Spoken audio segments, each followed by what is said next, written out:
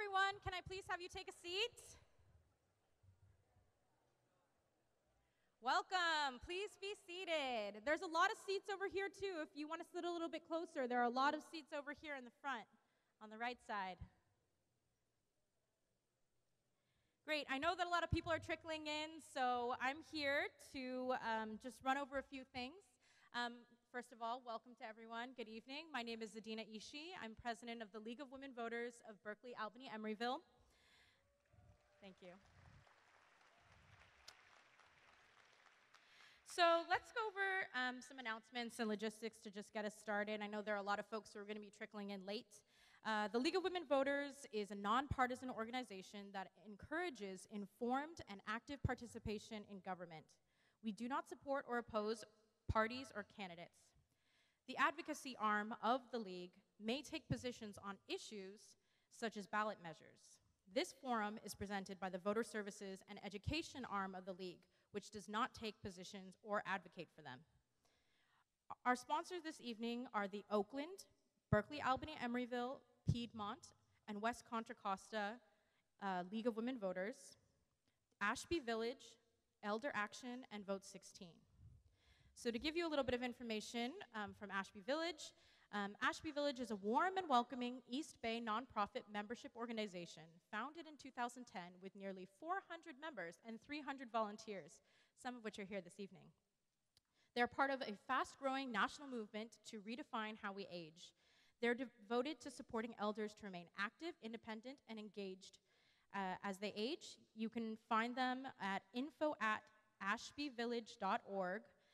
Or they also actually have a booth that's outside here in the outer foyer to the right side. Elder Action is a new social justice interest group of Ashby Village members and others who are organizing and mobilizing to share our deep reservoir of experience with those working on the issues that confront our society today and striving to make elders' concerns part of the larger, urgent social change agenda. Please go and visit their tables also outside in the outer foyer to the right. Vote 16 is an organization here at Berkeley High School. I think I've got a couple of our members here, if you want to stand. Our president, Melina, is here. Yeah. And they are an amazing organization that the League of Women Voters is partnered with. They are responsible for making sure that 16 and 17-year-olds can vote for school board in 2020. It's a really huge accomplishment. Yes, thank you. Yeah. So they're doing amazing work around voter registration and education here on this campus and making sure that 16 and 17-year-olds are able to be represented.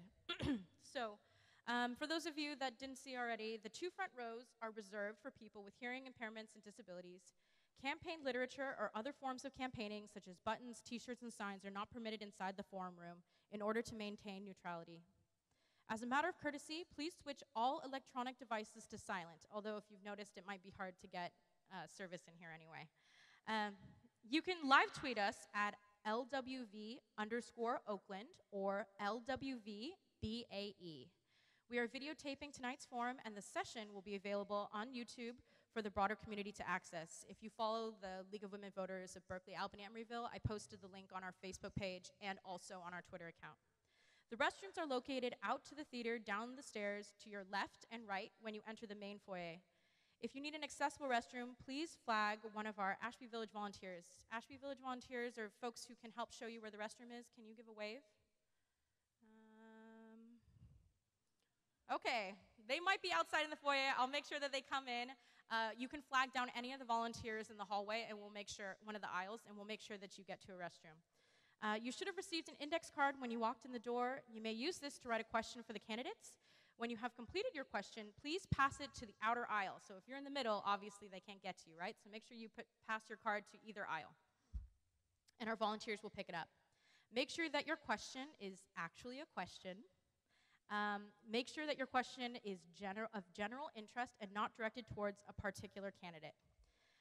We have many candidates here this evening, also for other races, so if we can just recognize those of you who are candidates this evening. You can stand and give a little wave if you're a candidate in one of your cities. A few here. One over here. I see Margot. Hayden. Where's Jenny? I know Jenny's in here somewhere too. Okay. Please stop by our table on the way out. Our sponsors have tables with volunteers so that you can learn more about them.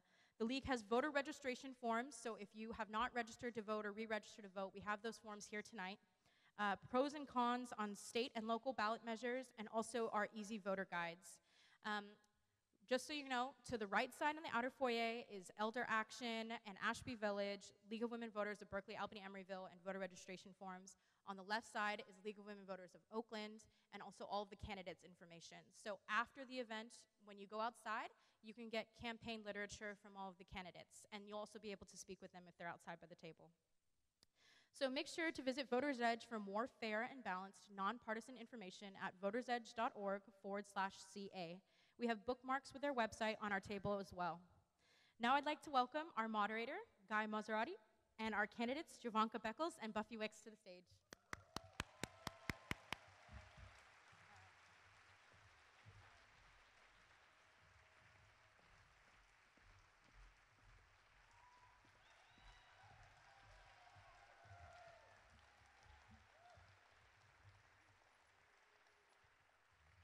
All right, welcome and thank you for being with us tonight at the California Assembly District 15 Candidate Forum. I'm Guy Maserati with KQED News here on behalf of the League of Women Voters and their sponsors. I'd like to remind everyone that the candidates have both agreed to participate under the guidelines set for the forum. The guidelines are also posted outside of the theater. We'd like to remind the audience to be respectful of the candidates and to not applaud until the end of the forum, as this will take time away from their responses and interrupt the recording.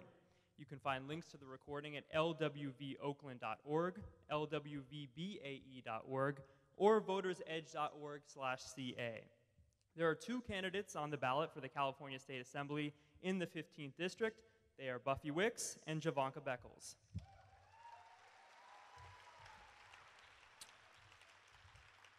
So let's start by going over a few ground rules. Each candidate has 2 minutes for opening remarks. The order was determined by drawing lots. The timekeepers will signal candidates with bright-colored signs marked 30 seconds, 15 seconds, and stop. As audience members arrived, our volunteers provided cards for submitting written questions. The questions will be screened to avoid duplication and questions aimed at specific individuals. If you'd like to submit a question, please raise your hand and our volunteers will bring you a card. There will be no separate rebuttals. However, the candidates may choose to use some or all of their 90 seconds to rebut the response given by another candidate. Following the question, each candidate shall have 2 minutes for a closing statement. Now let's begin with our first candidate's opening statement, Jovanka Beckles.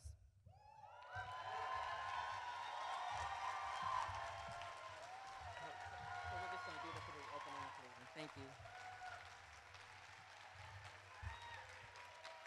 Thank you. Good evening. Good evening, everyone. Thank you to the League of Women Voters, and thank you all for coming to learn more about this critical election.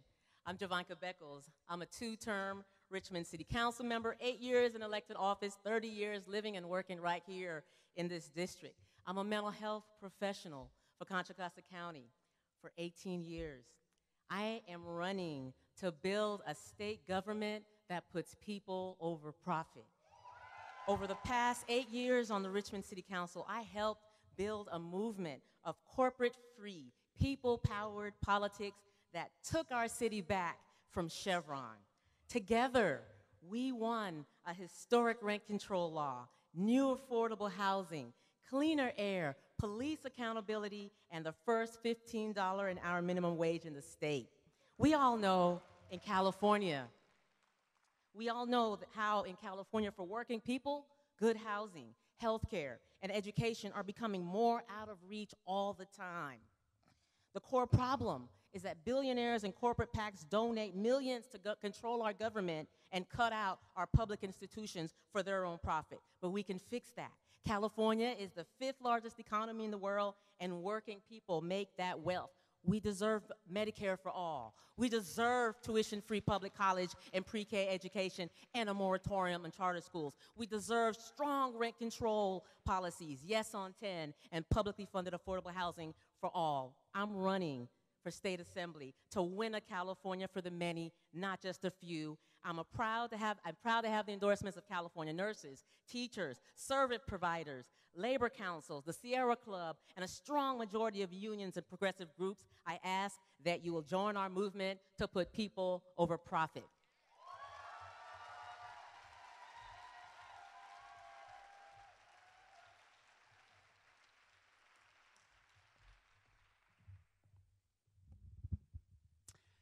Good evening. Thank you, everyone, for being here today, and thank you for the League of Women Voters for hosting us tonight. My name is Buffy Wicks, and I'm running to be your next Assemblywoman. I see a lot of familiar faces in the audience. Many of you have hosted me in your living rooms. I am born and raised in the great state of California. I grew up in a trailer in a working-class community not far from here. I have lived in the Bay Area on and off for the past 20 years, and I moved back home to raise my family. I have spent my entire career working in progressive politics, as an organizer in the anti-war movement, working for Howard Dean, working in the labor movement, or serving President Obama for 6 years. It is because of these progressive values that I have decided to take no corporate money in this race. I have worked at the highest levels of government and organized at the most local level. Whether it was helping to pass the Affordable Care Act, secure more funding for our public schools, helping to pass the tobacco tax, I have worked my entire life to bring together diverse coalitions of people to achieve real results for working families. I decided to run after the birth of my daughter. I want to create a better future for her and for all of our children. I want to solve our homelessness crisis, create more affordable housing, enact single-payer health care, have clean air and clean water to drink. I believe that I am the candidate best suited to do this. I have demonstrated this throughout my campaign. We just had our 201st house party on this campaign. We have knocked on tens of thousands of doors across this district. I am honored to be endorsed by President Barack Obama, Senator Kamala Harris, your next governor, Gavin Newsom, 7 of the 10 mayors of this district, labor leader George Miller, Planned Parenthood, and 19 labor unions, including the firefighters, the building trades, and the UFCW. But the thing I am most honored to have is the support of tens of thousands of voters across this district, many of whom I've spoken with and listened to.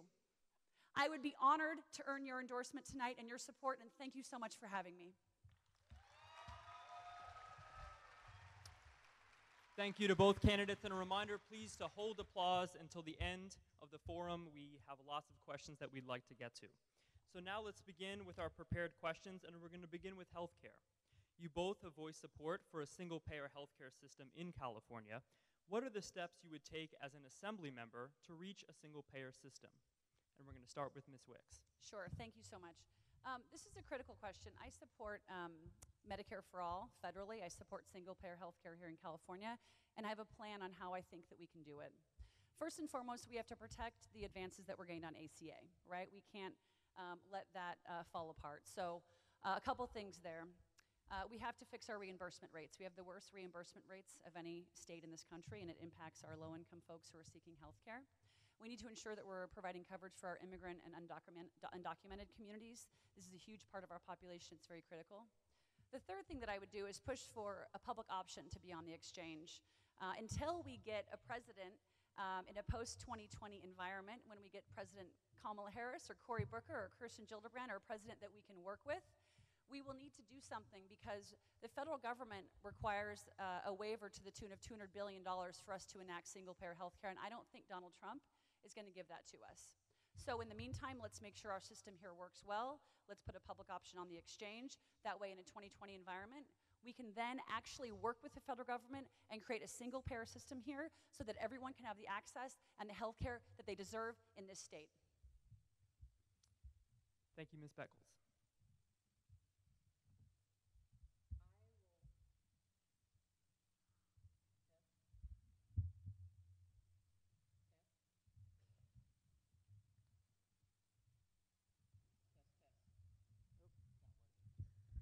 Do you want to use mine? In the meantime, yeah, Here. maybe.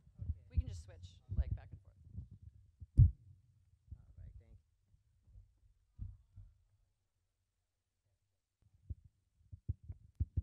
Hello? Test. Oh, maybe I'm. There's one. Use this one too. Test. There we go. Okay, there we go.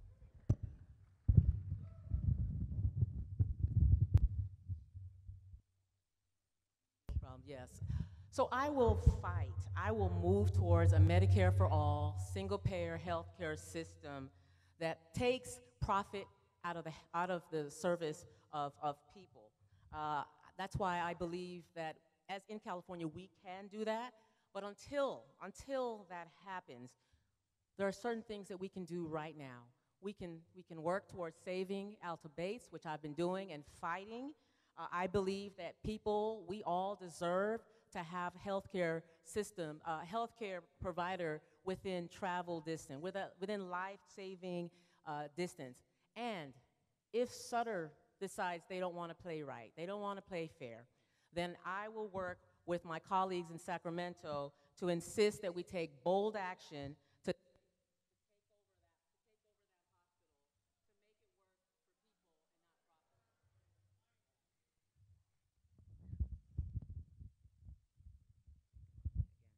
So I will work with the nurses, as I've been doing, and my colleagues in Sacramento to have a public takeover of the hospital, to insist that it work for people and not profit. But we also have to have a publicly funded system of care that works, where we work with hospitals, we work with doctors, we work with county providers.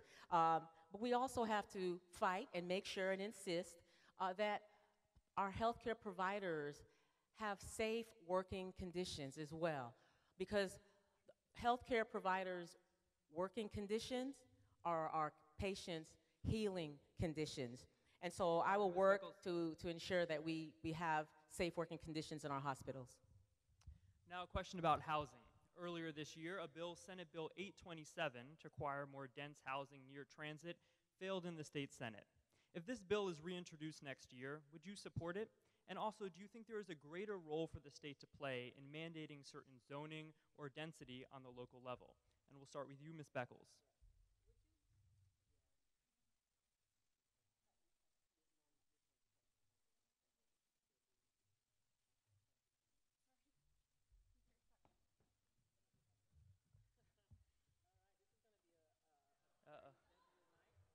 Could you please repeat the question, please? Sorry about that. So I'll repeat the question.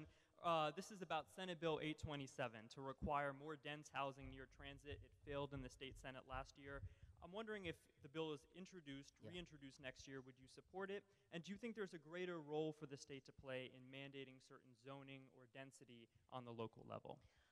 I believe that we should not bypass community input, community decision-making process. I also believe that we absolutely need more affordable housing near public transit, and my Housing for All plan that I will have to publicly fund affordable housing that are planned at the community that are planned at the community level. I will absolutely support measures to use our public land for more affordable, not-for-profit housing. So in house parties all across this district, this is the issue that comes up every single time. Whether it's young folks who want to buy a house and start a family, or older folks who want their children to move back home and live in the community in which they were raised to start their family, I hear about it all the time. I think, if you look at the statistics, experts agree that we are about 2 million homes short of where we need to be. And we have the least amount of homes for people in the population here in California versus any other state. So I have heard SB 827 is potentially coming back next year.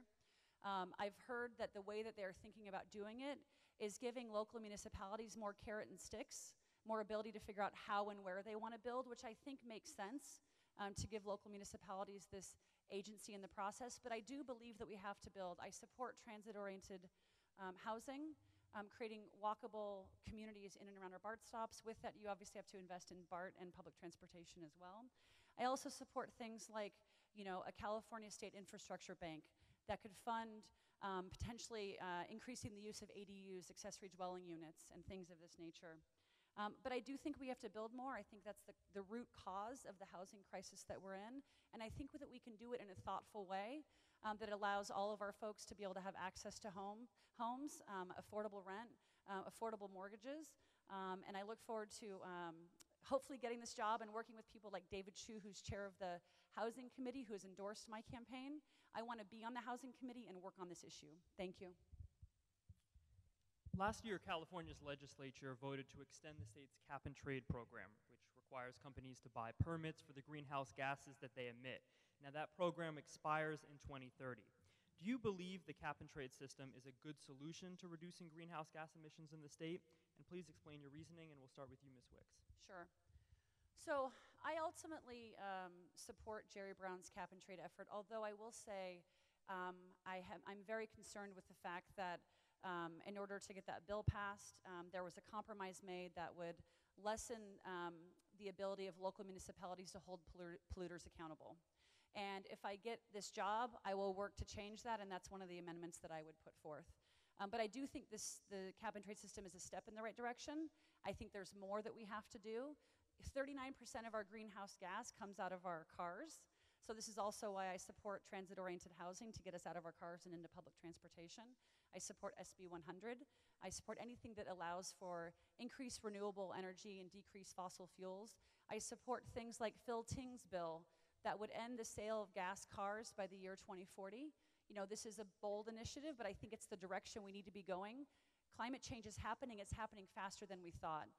If we do, and hopefully we will go down that path, we also have to ensure that if we're supporting things like electric vehicles, that we have the infrastructure in place to support that, right? And that we also are doing things to ensure our low-income communities can afford those types of vehicles, because we all have to be in this together. But these are the things I want to work with Gavin Newsom and others if I get the job, because I do think that this is one of the most critical issues facing our communities right now, facing my daughter's communities, our children's lives, and we have got to take a strong leadership role in the state of California on this issue. I'm very disappointed in the governor's decision. I believe that we don't have time for incremental policies that is moving us towards the destruction of this planet. That's why I strongly support banning fracking, all new oil drilling. I strongly support banning coal transport. These bomb trains that are going through our communities is incredibly hazardous. And I believe that the way that we do this, the way that we transition into 100% renewable energy, I believe we should bring that date up from 2045 to 2035. And I believe that when we tax corporate polluters, when we tax oil drilling, California is the only state that doesn't do that. We can then use the resources to implement my plan for a Green New Deal, where we would be able to build more infrastructure by creating more jobs, and of course, again, transitioning into 100% renewable energy. What is your position on the state's high-speed rail project? We'll start with you, Ms. Beckles. What is your position on the state's high-speed rail project? We need good transportation. We need good public transportation in all its form. You know, at this point, I know and I recognize that it's stalled.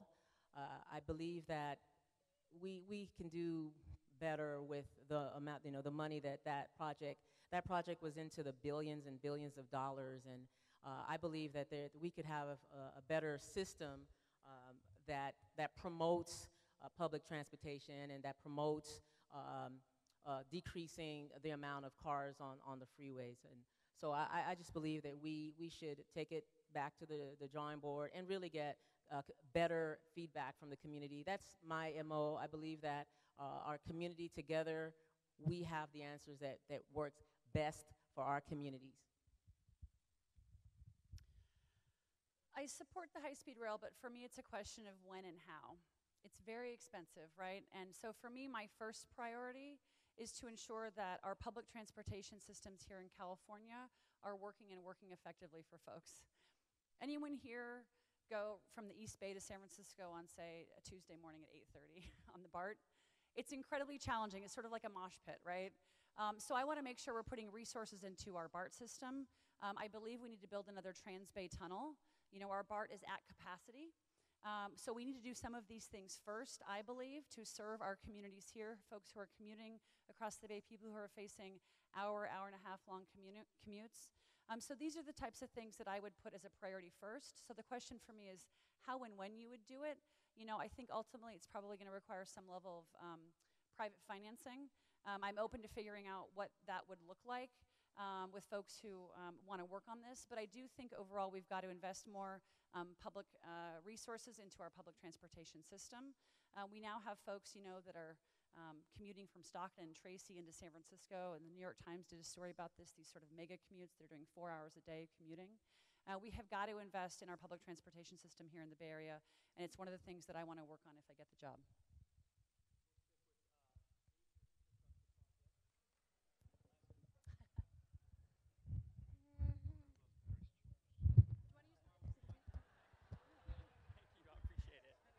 Let's see. Getting along. So I'm going to stick with major infrastructure projects. What is your position on the twin tunnels, the Delta tunnels?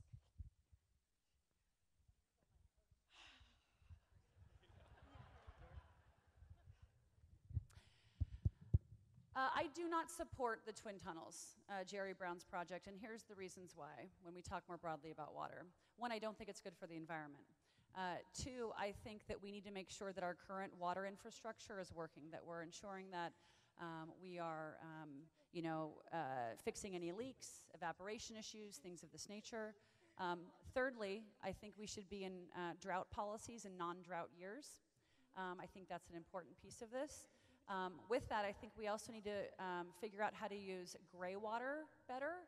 They do a very good job of this in Australia. We haven't been able to do that yet here. It's kind of shocking to me that you can go out to your garden hose and drink that water. That should be gray water that's used. And then the last thing, and this is the very difficult part politically, how our ag water is used. We subsidize water for ag, for large corporate farmers to grow crops that require a lot of water. For instance, I recently heard that an almond takes a gallon of water, right? So we're subsidizing this water, and I understand we're the breadbasket of the world, and we want to continue to do that, but we have to figure out our ag water policy because about 85% of our water is used on ag. So to me, that's the biggest challenge facing California, the one that we have to really bring all stakeholders together to figure out how we solve that problem. And to me, that's the most critical thing facing, but I do not support the Delta tunnels. I too don't support the tunnel, and the history of standing up for our environment in Richmond is the reason why I've been endorsed by every environmental organization in the state of California. And the reason for that, if they've seen me stand up to corporate polluters in all its forms. This really, the Delta Tunnel, it destroys our ecosystem. It destroys the very sensitive ecosystem in that area. But really, there has to be a better way, and I don't believe that we should be diverting water from Central Valley down to Southern California to build new housing there, particularly for the rich. I just think that that's a bad deal, and you can trust me to always stand up for our environment, and that's why I've been endorsed by the Sierra Club, 350.org, 350 Bay Area, and so many other environmental organizations like CBE, APEN, and SEHA. So bad idea, better solution. Test that this one's working. I'd just like to know, thank you all for getting your questions in. I have a lot to get through. If I don't get to your question, know that we have a lot of information about both candidates' platforms online at votersedge.org/CA. So now I'm going to move to a couple questions about housing, and first with rent control. What is your position on Proposition 10? And we'll start with you, Ms. Beckles. I absolutely 100% support Prop 10. We cannot continue to displace our community members in our district. And that's why we have to build more affordable housing. It just in Oakland, this last year in Oakland, Oakland built 4,000 new luxury for-profit housing, yet only 324 of those homes were actually low income. Were actually low income. So we have to do something about it, and Prop 10 is the way, is the answer. So I guess that's the simple answer is I absolutely support it. Please vote for Prop 10 this November because the rent's too damn high.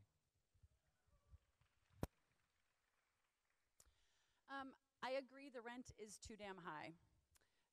And I also understand that there are many families in the Bay Area and in parts of California who what is separating them from being in their apartment or having to leave their communities is rent control.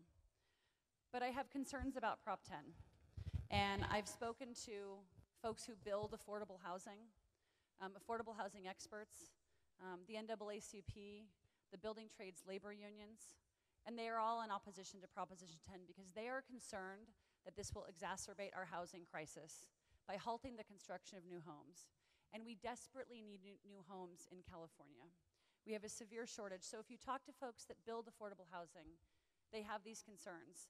And so I'm not supporting Proposition 10. If it passes, I want to work with cities to ensure that we don't halt construction of new housing. If it fails, the first thing that I want to do if I get this job is reforms on Costa-Hawkins, including a rolling date that would allow cities to bring in more rent control after a certain period of time, or passing anti-gouging legislation, which I think makes a lot of sense that we could pass at the state legislature that would go into effect immediately to protect renters who are seeing this 15, 30, 40, 50% increase in rent. And those are some of the things I want to do along with a bunch of other ideas around anti-displacement, which we might get to if we have more rent control questions. Great. Thank you. I'm going to ask, please hold your applause to the end. We have a lot of questions to get through. Staying with housing, do you support upzoning residential neighborhoods to allow taller, higher density, multi-unit structures? We'll stay with you, Ms. Wicks. I do, especially around transit centers. You know, for instance, if you look at Rockridge, right? Anyone go to the Zachary's Pizza in Rockridge? You know, it's one story. We could put 2 or 3 more stories there, add a little bit of density in those communities. If you look around that BART stop, we can add some density around there, which I don't think would dramatically alter the character of the neighborhood, but would give us much needed density. Add, you know, 6, 8 units, make some of those affordable housing. We have got to add the density that we need. With that, I would also incentivize accessory dwelling units. You know, I mentioned this before. We could have a state infrastructure bank that would help fund some of that work. You know, a lot of people have detached garages. They want to be able to make that a habitable place, but they don't have $200,000 lying around. So if you could do a very low interest rate with a state infrastructure bank, helping folks to turn those into habitable spaces, if they agreed to for a certain period of time, renting out to a low-income person who needs a place to live, creating solutions like that that are a win-win-win that would create more density in a way that works for folks. It's also good for those small businesses that are in, if you, again, looking at Rockridge, you look at College Avenue and the small businesses there. Having more density, having walkable communities, I think is critical. With this, again, we do need those investments in BART and other public transportation.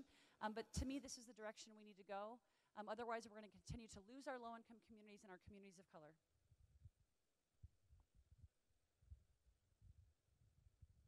I believe that we, once again, could you please repeat the question? This is a question about density and upzoning. Do you support upzoning in order to get greater density in neighborhoods?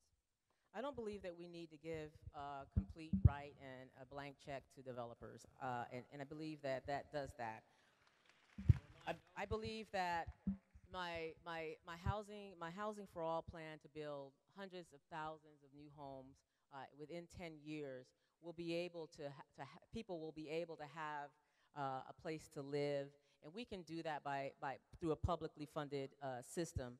I think it's important, you know, to listen to communities. I know in Richmond we have a height limit, and I believe that, you know, we can build more infill development in our communities. And for those communities that don't have it, I understand. I hear the argument. I understand that you have to go taller and taller. But I also believe that it's not right for leaders to bypass the community's input and the community to have a community process. One example is in Point Mulati, right? The community doesn't want more housing in this jewel of an area close to, because we'll be having sea level rise, it's close to the Chevron refinery, and yet we are hearing that staff is trying to bypass that process. And I believe, and the community feels disrespected. So I think it's very important to listen to community feedback, community input, and then of course build fill in throughout our communities.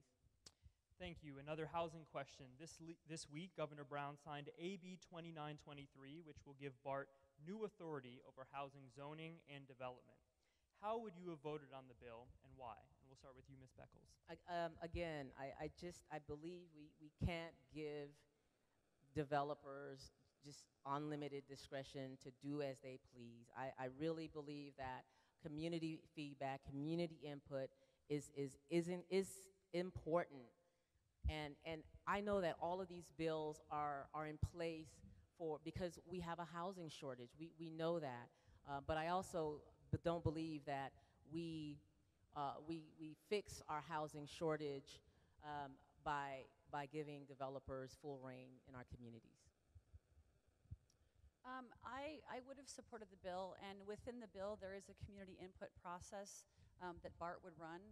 But these are the types of things I think that we need to be doing. Again, I've mentioned I support transit-oriented housing. I think that's where we need to be going.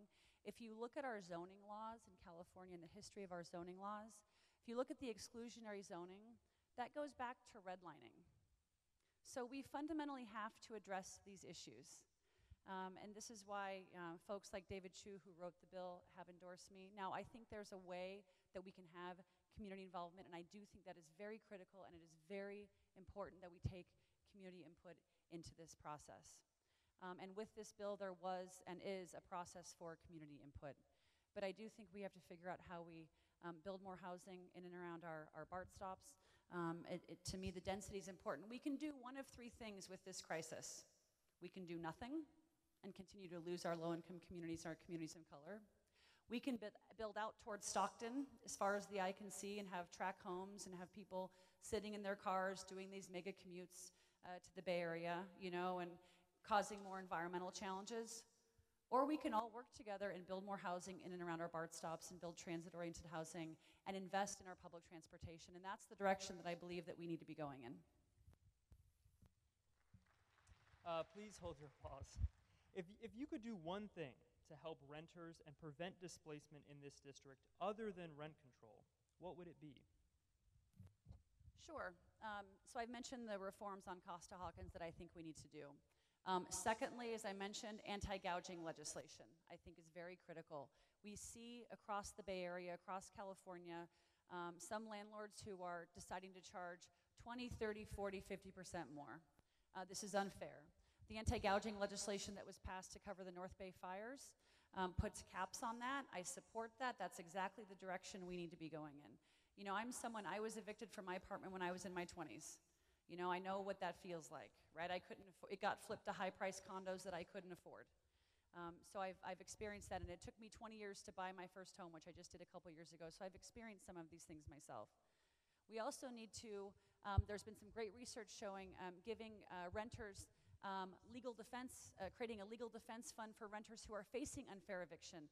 That dramatically reduces the eviction rate when renters who are facing unfair eviction have legal counsel, and it definitely levels the playing field for those renters. And for landlords who are being fair, it doesn't impact them, but for those who are being unfair and they are out there, we will arm those renters with legal recourse. The last thing I'll say is I strongly believe we need to increase the renter tax credit. It's $60 a year. That's not a lot of money when 3/4 of Californians are one $700 emergency wave going into poverty. Let's increase that tenfold, or create a rental assistance fund for renters that's flexible, so if something happens, they have some fund they can turn to. I believe we need to do all of these things to help support renters. Well, besides Prop 10, which I support, we help renters by stabilizing communities. And one of the ways that we stabilize communities is we protect homeowners from foreclosures and different types of financial manipulations. When you have stable communities, everyone benefits. But I also believe that we have to also address the root causes of homelessness. We have to put policies in place that will keep tenants in their homes and homeowners in their homes by addressing the root causes. And those root causes tend to be substance abuse issues. We need programs, more programs for substance abuse issues. Mental health issues. We need programs to support our families. And as a wraparound facilitator, I've at least seen how programs like wraparound can help families increase the quality of life and help families to maintain the kind of stability, because when families have to move often because of increased rent increases, it really affects the whole family's physical well-being, emotional well-being. And you may not have a mental health challenge or disability, but when you don't have a stable place, when you are food insecure, when you are housing insecure, it affects you physically. There was a study done by the Hollis Institute that addresses that issue. So we have to deal with the root causes of homelessness as well. Moving now to a couple of questions about criminal justice. What can we do to reduce the state's prison population? And I'll start with you, Ms. Beckles.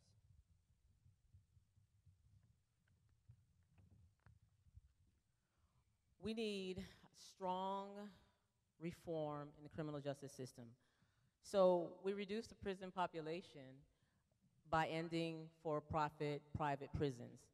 Because when you have private prisons, you're going to do everything you can to fill those prisons to make a profit. And that's why I believe we have to start electing elected officials who are going to put people over profit. So you reduce the prison population by addressing issues like mandatory sentencing that disproportionately affects people of color, and cash bail. And I know that that bill was recently passed, but it still gives judges the discretion regarding who they're going to put a price on. So it really just changes. It doesn't cover or heal the issue of focusing on people of color and disproportionately incarcerating people of color. So we have to do that as well. I also believe we need true expungement. Cannabis is now legal. There are so many people that were incarcerated and are still incarcerated for small quantities of drugs, of cannabis, of marijuana, and those people are still on probation. And if they medicate, whatever their reason, whether it's recreationally or for health issues, they're sent back to jail, and that's how we fix it, by reforming this unjust criminal justice system. So we have a mass incarceration problem in this state, in this country, frankly, but in California as well.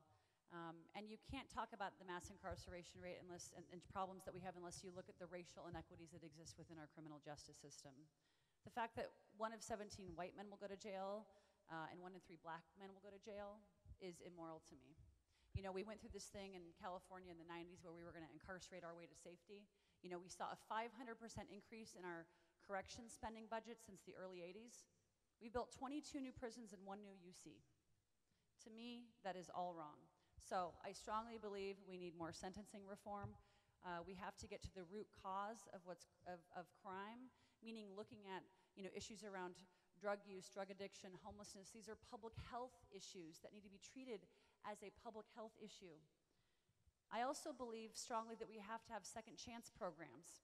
We need runways for folks that are leaving prison and are re-entering society. This is critical. Those folks need access to education, housing, life skills, tools, so they can go back to society as opposed to ending up back in the criminal justice system. So I think there's a number of things that we need to do. We've started to do some of this, but we haven't done enough. and we've got to reduce our prison population here in California and put more of those resources into our public schools. I'll remind everyone, please, we can hold in all our applause, and I'll give you a chance to let it all out at the end, I promise. Earlier this month, or last month I should say, Governor Brown signed a bill that will end cash bail in California next year, replacing it with a system that gives judges more power to decide who can be released. Would you have voted for this legislation? And if not, what alternative would you suggest? And I'll start with you, Ms. Wicks. I would have voted for this. Cash bail to me is, I don't even know how to describe it, but a system of yesteryear. It is inequitable. It is terrible for poor folks, for folks of color, disproportionately impacts communities of color. It's one of the first of many reforms that we should be doing, and we should have done it a long time ago. And I know that it wasn't perfect, and there were some folks that took issues with it, which I understand, and I feel some of those issues as well, and share some of those concerns.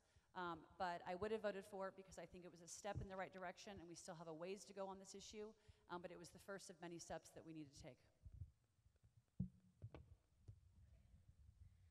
Again, small incremental changes is not the way forward.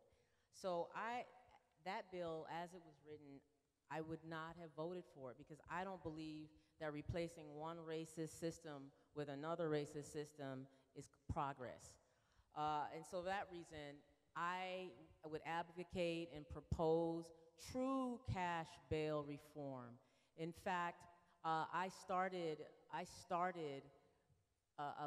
my Facebook page called #SayHerName because this issue is so dear to my heart. When Sandra Bland, a young woman, black woman, on her way to work, was stopped by a racist police officer, had that system not been in place, she would have been able to go home. But she wasn't able to go home because she couldn't afford $2,000. $2,000.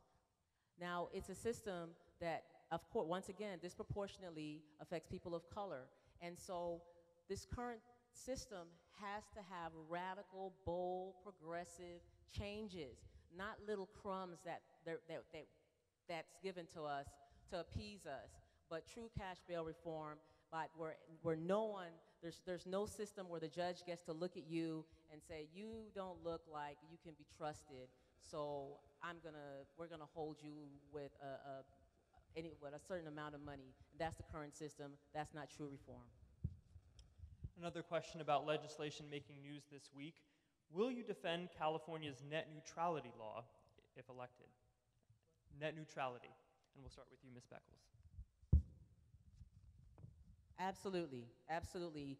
We have communities of color like Richmond that deserves to have the opportunity to surf the web, and it should not come at a cost. So the answer is yes, and I could go on and on and on, but I believe that we need true representatives of the people who are on the ground working and understands the issues that we face, that people of color face, that the poor face. And the way that we do that is we can't have representatives who are going to be doing the bidding of corporate and putting profit over people. And you can count on me to always, always put the needs of the people above profit. There's an easy answer to that question. Absolutely, I would have supported Scott Wiener's net neutrality bill. Scott has endorsed my campaign. He's endorsed me because I think he believes that I'm the person who can go to Sacramento and work with a diverse coalition of folks to achieve things like net neutrality. If I were there with him, I would have championed this bill alongside him and would support it wholeheartedly and completely. To me, the access to the internet, access to information is critical. All of our communities should have it. We should have broadband across this state in every community. We should make sure that to me, this is a public good. Access to the internet is a public good and needs to be treated as such. And so I wholeheartedly would have voted for and support this bill. A question about taxation. As you both know, California's current tax system is very reliant on the state's income tax. As an assembly member, would you push for any changes in our tax system? And if so, what changes? And I'll start with you. Sure. You know, the California budget is very reliant on personal income tax, which makes it a very volatile budget, which makes it very difficult for things like higher ed, which are experiencing that volatility very regularly. So this is a challenge. The biggest thing that I believe that we need to do, and the thing that personally I would die on a sword for politically in Sacramento, we have got to reform Proposition 13. If we make Chevron and Disneyland and Transamerica and all these large corporations pay their fair share that they pay in any other state in this country, if we close the commercial loophole on Proposition 13, it would be about $11.4 billion that could go back into our public schools to pay our teachers more, to fund the things that we need and that we deserve as a state. To me, this is a very critical issue. It's one that I want to work on, and it will involve bringing all different types of people together. It's going to be on the ballot in 2020. You all get to vote on it. Please vote yes on closing the commercial loophole on Prop 13, and I will be out there, whether I get this job or not, every single day on this issue, because I think it's one of the biggest structural funding inequities that exists in our state. We used to have the best public education system in the country, and now we're 47th out of 50th in standard of living for kids, and I think it's a direct correlation to Proposition 13.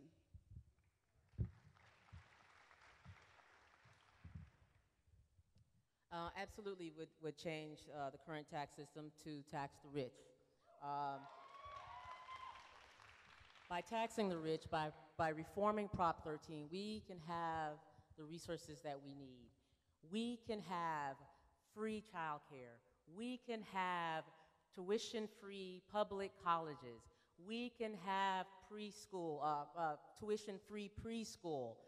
We can have resources back in our schools again, like music, like sports programs, like art programs. We can have the resources that we deserve when we tax the rich. And I'm not just saying this because it's a good idea, because it's a good answer. Look at my track record. Look at what I've done in Richmond. In Richmond, I, along with my other colleagues who are People First as well, we insisted and we made sure that Chevron paid their fair share of taxes. And now we have got community benefits agreement that benefit our community. Now we have the Richmond Promise, which gives thousands of dollars to every single student who graduates from schools in Richmond. That's what we can do together. When we tax the rich, we can have the resources that we deserve.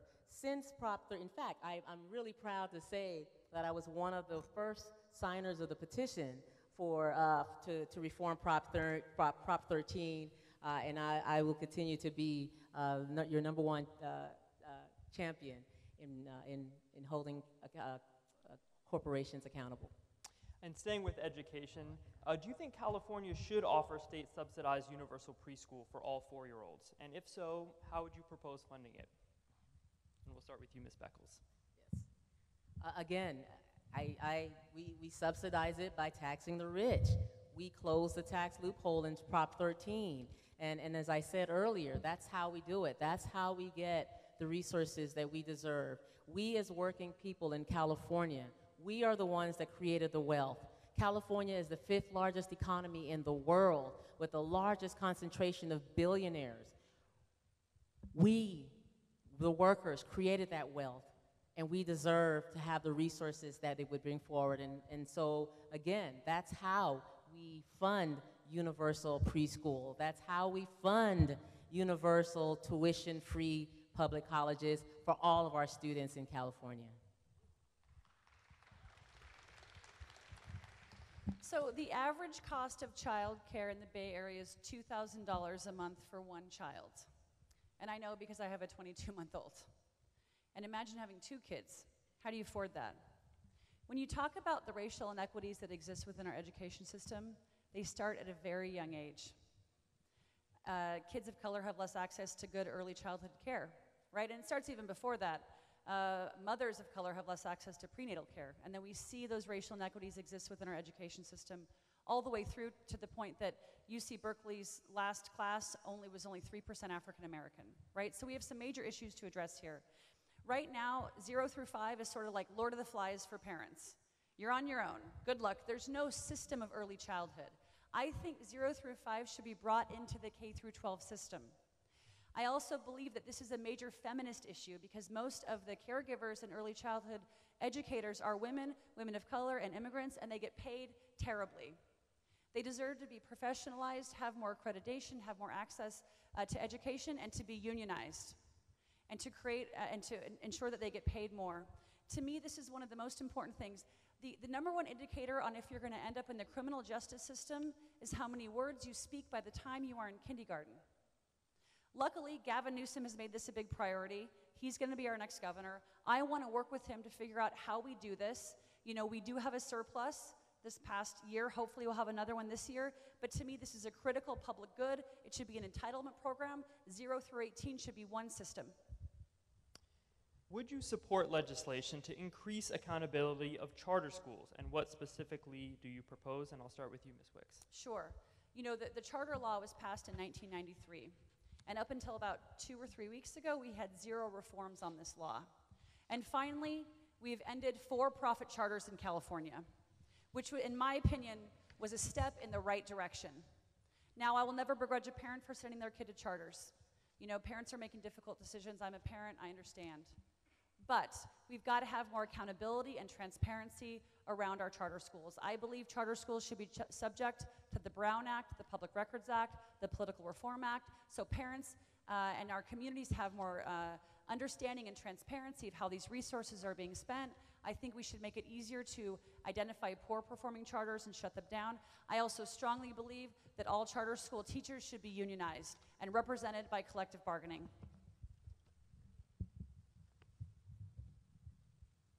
Would I support legislation around charter schools?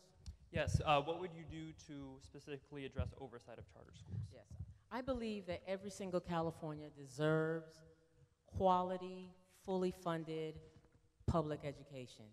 And to that end, that's why I advocate and I will support and move to have a moratorium on charters. Our schools, I came up with public schools. We've seen how the for-profit education system is ruining and sucking the lifeblood out of our public school systems. And that's why I will be a champion to fully fund our public schools, because the more our public schools are funded and have the resources, our children can grow up healthy, have the education that they deserve. Our college students can have the education that they deserve. And so I think back to the simple answer is, I believe that we need to have a moratorium on charters and fully fund our public school system. A question about higher education. As part of this year's state budget, some community college funding will now be linked to student performance. Would you support linking any UC or CSU funding to student performance in the future? And I'll start with you, Ms. Beckles. I think that the question here is how do our students actually get the quality education that they deserve? And I think that many of these questions are all linked together, because it all comes back to fully funding our education system, our preschools, our public schools, and our higher education system.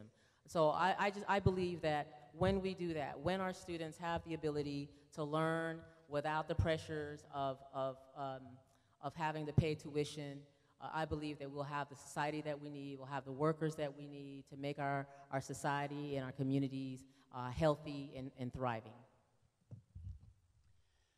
You know, I was a girl who grew up in a trailer and got to work in the White House, and that path was made possible because I had access to good public schools and because I went to a California community college. And that was a ladder up for me to be able to go achieve at a higher level. And that was important for me. You know, and with regard to the question around student performance as being a data point in terms of funding, I would have to look into it. I haven't taken a position on this, but I'd be open to learning more. What I do want to make sure is that our schools, our higher ed is fully funded. Right now, UC Berkeley, our premier state school in this district, gets about 10% of its budget from the state. We laid out the master plan in 1960, which set forth the community college, CSU, and UC system. That put us on the path to being the 5th largest economy in the world. The vision of that master plan was that anyone who wants to be able to go to college should be able to do it for free. Well, we have way ratcheted back that vision. You know how hard it is to get into UC Berkeley now? Or any of our UCs or our CSUs? You know how expensive it is? We have students walking out with $100,000 in debt. We have to get back to that original vision. We have to support our community colleges. I also am a big believer in strong vocational programs that don't take 4 years, that you can do at community college around the building trades, renewable energy sector, the care industry. We should be giving folks real tangible skills to go make a good living, to be able to afford the homes in these communities, and that's what I want to go do if I get this job. A question about wildfires. As you both know, the state has been hit with major wildfires in the last 2 years, including major wildfires in the North Bay last year. What more should be done to address the wildfire issue at the state and local level? And we'll start with you, Ms. Wicks. Sure, so this is a personal issue for me. My dad worked for the U.S. Forest Service for 35 years fighting wildfires, and that's why we grew up in the mountains and sort of Trump's America up there near Lake Tahoe. And at the age of 73, he gets pulled back to do fires to this day. In fact, just last week, he got back from Shasta County.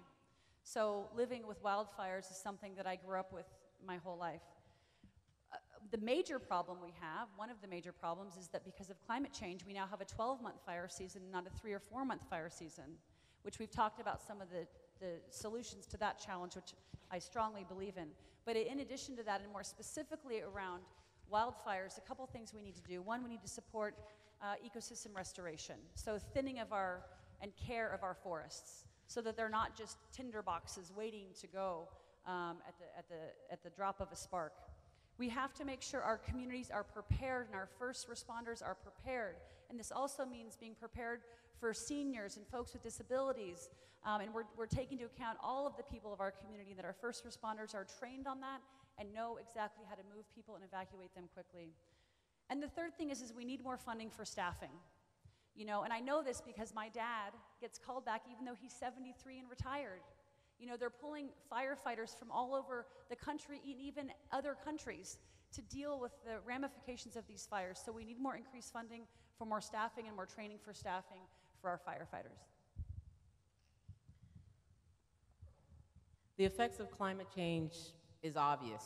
We're seeing it right here in California. We're seeing that because we don't currently have the political will to stand up to corporate polluters. We currently don't have the political will because we have the same elected officials, the same electeds who are supposed to be standing up for us and fighting for us, are doing the bidding of these billion-dollar corporations. So we have to have radical, bold policies at the state level. And by radical, bold policies, I mean we have to end fracking. We have to ban new drilling. We have to ban coal trains and bomb trains coming through our communities. We have to tax corporate polluters. And when we tax corporate polluters, we then will have the resources to be able to implement my plan and my policy of creating a Green New Deal to build our infrastructure. But I also want to address the fact that I admire our firefighters. They do an amazing job. But because we're seeing so many fires now, we're seeing prisoners are being used to fight those fires. Those same prisoners, we should have a policy that allows them that when they get out of prison, they should be able to join, they should be able to have a job in the industry, the very industry that they help. Ask everyone, please hold your applause. And we're going to move now to gun control. As you both know, the state legislature has taken major action in the last 2 years on gun control. What more should the state legislature do on this issue? And I'll start with you, Ms. Beckles. What we're seeing now is heartbreaking, where anyone can get access to firearms. And I believe that we need strong gun control laws. I believe that the way we create them, again, is by listening to our communities. Some communities have more gun violence than others. Although I'm really proud to say that in Richmond, we have reduced our gun violence immensely through programs like ceasefire walks, through programs like the Office of Neighborhood Safety. And so I believe that one of the ways that we can do that is we can have a statewide ceasefire, well, not ceasefire wall, but we can have statewide programs and resources like we have in the Office of Neighborhood Safety for those communities that are suffering from high levels of gun violence. And it's really, it works. It works when the community works together. And Richmond has been at the forefront of this. We've gotten national attention for the ways that we were able to reduce gun violence. And it does start by gun control, of course, but then it continues by having programs that address the root causes of why people pick up a gun in the first place. So my husband and I met actually trying to pass the universal background checks bill. We didn't pass the bill, but we met each other and fell in love and got married and had a baby. So something good came out of that experience. So I've worked on this issue, and I'm proud to say I've been endorsed by Gabby Giffords and Mark Kelly. I've been endorsed by the Brady campaign, and I'm a Moms Demand Action candidate of distinction. I'm the only candidate in this race that has been endorsed by all those organizations. So here's what I think we need to do here in California. A couple things. One, the NRA has a lock on Congress, and because of that, Congress makes it illegal for the CDC to do any research on guns, gun violence, gun purchases. We have the ability here in California as the fifth largest economy in the world to be able to do that research here in California. That's the first thing I think we should do. Secondly, we have to make sure we outlaw any accessories that allow guns to be basically upgraded to be semi-automatic or automatic. And the gun industry is continually trying to manufacture these accessories to go around these loopholes. So we've got to stay ahead of the gun industry on this. And then the third thing that I think we need to do, there's a new emerging field around smart tech when it comes to guns. So things like requiring a fingerprint in order to pull the trigger, right? So that, say, if a toddler gets the gun or it gets stolen, it won't work. We should make that a law here in California, that any guns sold here in California require that fingerprint technology. And if we do that here in California, that means the rest of the country is going to have to follow suit. A question now about public sector pensions. If elected, would you make any changes to laws around public sector pensions? And I'll start with you, Ms. Wicks. Sure.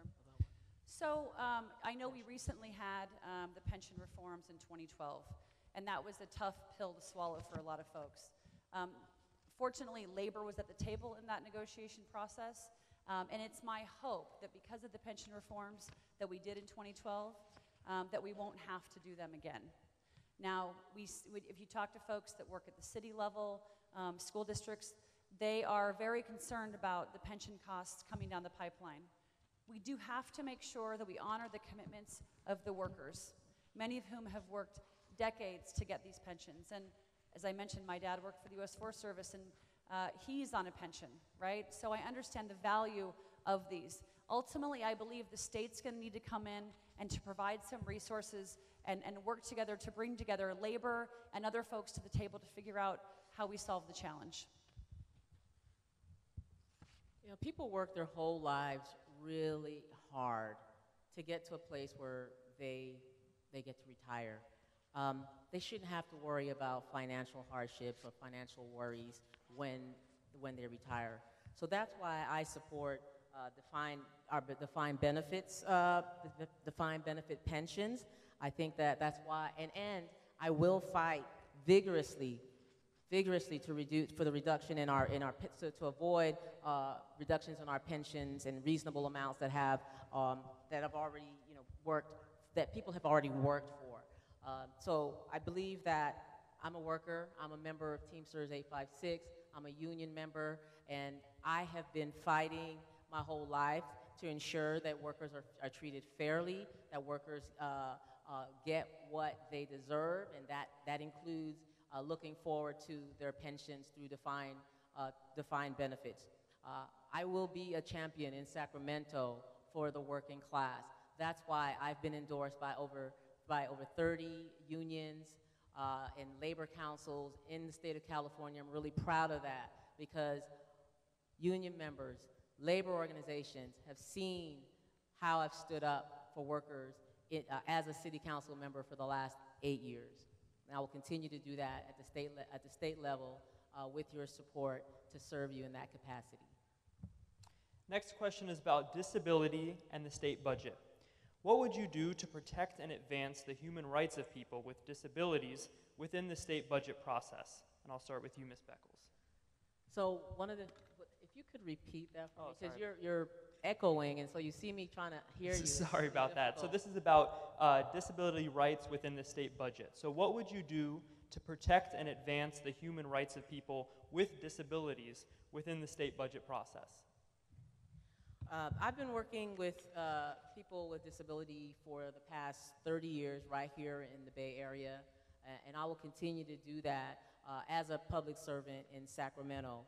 I believe that our disability rights, we need to maintain that and fight and advocate for those with disabilities. And so, again, as a 30-year worker with folks with disability, I see the hardships, I see the challenges, and people with disabilities have the right to be able to live a life in dignity through the support and resources that we, as political figures, as advocates for the community, it's our right, it's our responsibility, it's our duty to work hard to protect those with disability. So about 22% of Californians have a disability. That's about 3.8 million folks in California. And the biggest challenge is that disability rights advocates are fundamentally not at the table when we are creating public policies around housing, around workforce development, around healthcare, around education, around a wide variety of things. And this issue touches many other issues. So we've got to ensure that folks with disabilities, disability rights advocates, are at the table when we are making these decisions. Folks with disabilities are more likely to enter the criminal justice system. They're more likely to have heart disease, obesity, and some of these challenges. They're more likely to experience homelessness. So it's critical that their voices are at the table as we are making these decisions. So for me, if I am honored to be your assembly member, I will ensure that disability rights advocates are at the table as we're thinking about these things. I will fight to protect those critical resources. We see the federal government trying to slash some of these resources. We've got to push back on the Trump administration on this. We've got to ensure that our next governor values this and cares about this. I have rolled out a disability rights platform that lays out a lot of different components of how I think that we can do this. But I do think it's critical because this is often a community that is overlooked, and we've got to have all these folks at the table as we make these decisions. A question now about campaign finance. What, if anything, should the state do about money in state politics? And I'll start with you, Ms. Wicks. Sure. So, you know, Javanka and I are, I think, two of very few candidates in the state of California who have chosen to take no corporate money in this race. And I have worked in all aspects of politics over the course of 20 years working in progressive politics. I've seen how money in politics impacts politics. So I desperately believe that we need campaign finance reform. I support public financing. I support any mechanisms to bring about more transparency, more sunlight. You know, the obvious challenge we have here is Citizens United, which allows, you know, Chevron to write a $100 million check if they want to an independent expenditure campaign to support anyone that they want. So we have to figure out how to wrap our arms around this. To me, this is corrosive. It's a challenge here. We have to get rid of corporate money in politics. So any mechanism that we can do, I would support and champion in Sacramento. Citizens United is ruining our government. It's a way that the billionaire class is able to buy seats in elected positions. And the way that they do that is what we call through dark money. The way that they do that is through independent expenditures. And so I've been a corporate-free, people-powered, people-over-profit candidate in my entire political career. I've not benefited from any independent expenditures, hold nor have I pause. taken money directly. So those independent expenditures, we have to take a look at that. What is that? That's when the billionaires and corporations can direct money to a candidate, right? And the candidate gets to say, well, you know, I don't know anything about that. But they're not going to spend tens of thousands, even hundreds of thousands of dollars. That's an investment. They're not going to make that investment on a candidate that they will not get a return on their investment. There's a reason why I'm not benefiting from independent expenditures from the billionaire class. There's a reason why they're not investing in me. It's because they know that I am beholden only to you, the voters, the people of this district, and only you, and they're not going to invest in me. All right, please hold applause. We're almost at the end, and I promise everyone will have time for applause. We're now at the last question before closing statements. I want to leave time for those. What politician or public figure do you most admire or model yourself after? And we'll start with you, Ms. Beckles.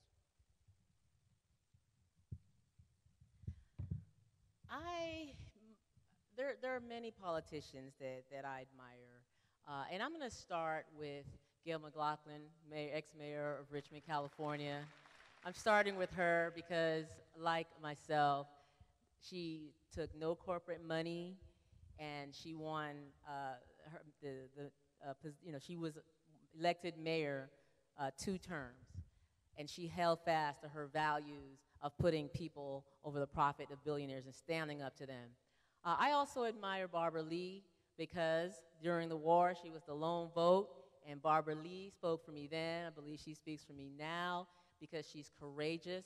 She's not afraid to speak truth of power. She's not afraid to stand up to the opposition.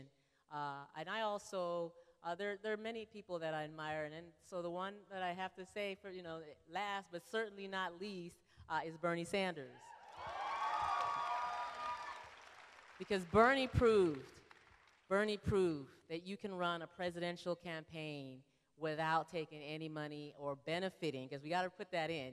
You cannot take money from corporations, but he did not benefit either from the billionaire class.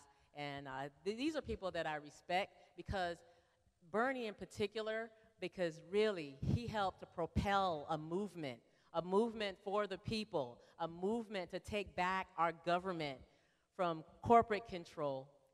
So I'll stop there. Sure. Well, this is a pretty easy one for me. The man that I worked for 6 years, President Barack Obama. Don't we miss him, especially right now?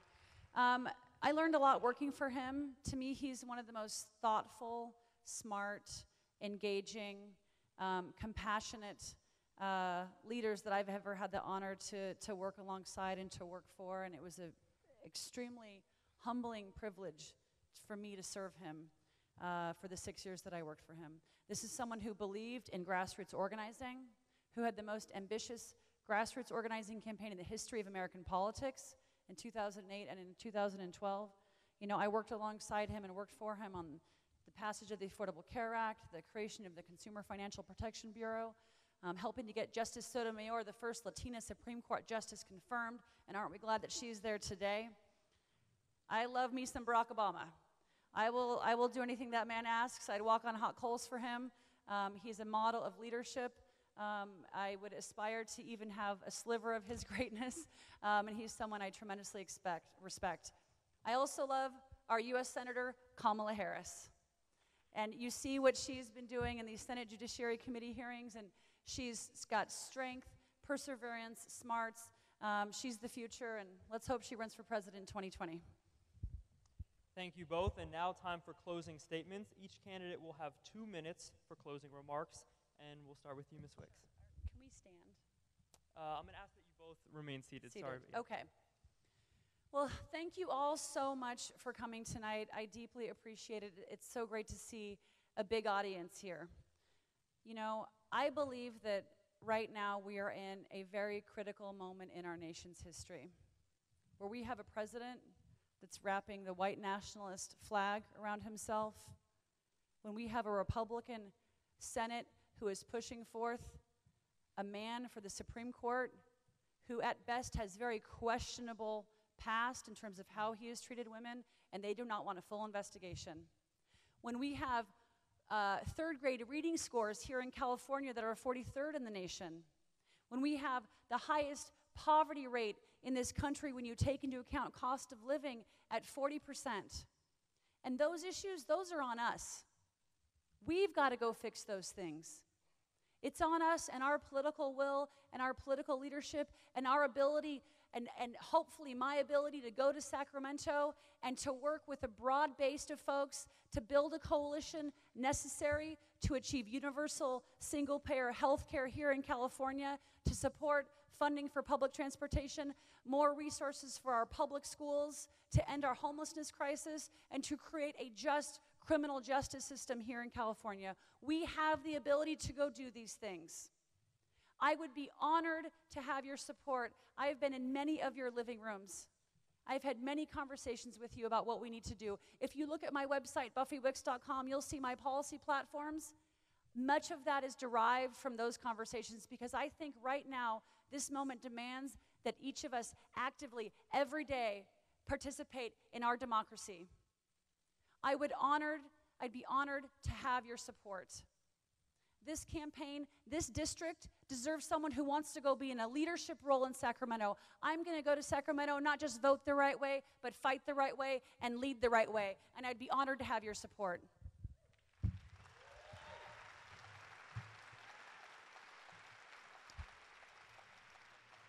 Almost applause time. Well, it's been an honor to be hosted tonight by the League of Women Voters and Berkeley High, and thank you all for coming tonight. So here's what's at stake, ladies and gentlemen. We can open the door to more billionaires, for-profit control of our state government, or we can elect a champion for working people who will never take 1 cent from the billionaire class. I'm so disappointed to see billionaires, charter school lobbyists, and big PACs from across the country pour over $1 million into this election. These billionaires know what they're buying. They're buying a promise to delay and block Medicare for all. They're buying a promise to oppose Prop 10 and the movement to win universal rent control. They're buying policies that work for them, not for us. That's why we need a representative for people and not profit. From my record in Richmond, helping to win rent control, helping to bring the $15 an hour minimum wage, you know I will stand up for you against corporate interest in Sacramento. I am the one candidate in this race who supports Prop 10, who supports a moratorium on charter schools, and supports action now for Medicare for all. For years, I've stood with teachers and environmentalists and workers. That's why teachers, environmentalists, service providers have all endorsed my candidacy for California. Join the movement. Let's build a California that works for the many and not just a few. Thank you so very much for coming, for being engaged, for being awake, and knowing what the stakes are. You can visit more and learn more about me at jovanka.org. Thank you.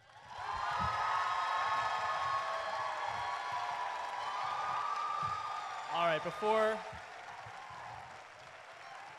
we end, I want to thank the audience for submitting all of these questions. I apologize if we didn't get to your question.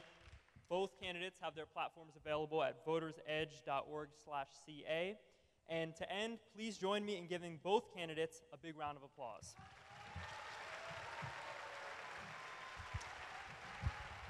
I would like to thank the candidates for running for office and for your participation in democracy. And I want to thank the audience as well for engaging in our democracy and coming to this forum. The last day to register to vote is October 22nd. Thank you again for coming, and don't forget to vote.